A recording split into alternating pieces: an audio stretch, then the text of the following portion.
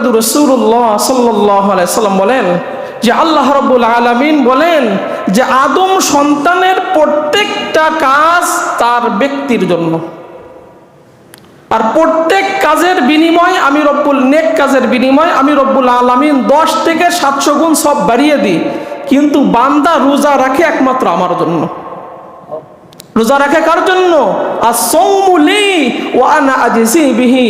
বান্দা রোজা রাখে আমার জন্য, আমি রব্বুল আলামিন নিজ হাতে কিয়ামতের ময়দানে বান্দাকে প্রতিদান দেব। সুবহানাল্লাহ। দুনিয়ার প্রাইম মিনিস্টারের কাছ থেকে, প্রধানমন্ত্রীর কাছ থেকে একটা পুরস্কার পাইলে কি খুশি আমরা, আর আপনার রব, আপনার স্রষ্টা আপনাকে কিয়ামতের ময়দানে সারা বিশ্বের মানুষ যখন এক জায়গা থাকবে, আল্লাহ যদি আপনাকে পুরস্কার দেয়, সারা মানুষের কাছে আপনার আনন্দর শেষ থাকবে?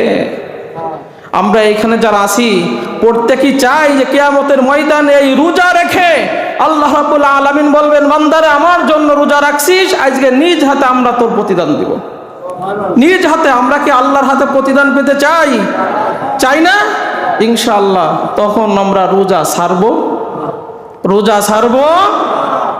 আল্লাহ বলেন আমি নিজে প্রতিদান দিব। রোজাদারের মুখের গন্ধটা মেশকের চাইতে আমার কাছে উত্তম। রোজাদারের জন্য দুটা খুশির সময়।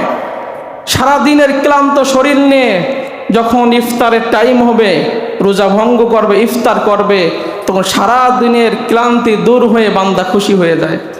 আর আখিরাতে আমি রব্বুল আলামিন নিজ হাতে প্রতিদান দিয়ে যখন জান্নাতুল ফিরদাউস দিয়ে দেব, রায়্যান নামক দরজা দিয়ে রোজাদারকে জান্নাতে ঢুকাবো, তখন রোজাদাররা খুশি হয়ে যাবে। সুবহানাল্লাহ, সুবহানাল্লাহ, সুবহানাল্লাহ।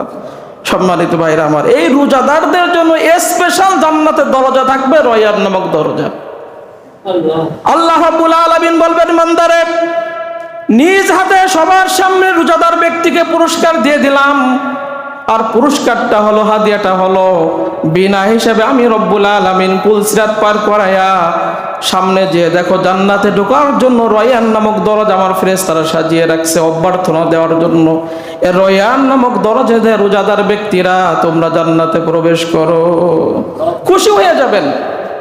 এরপরে মুহাম্মদুর রাসূলুল্লাহ সাল্লাল্লাহু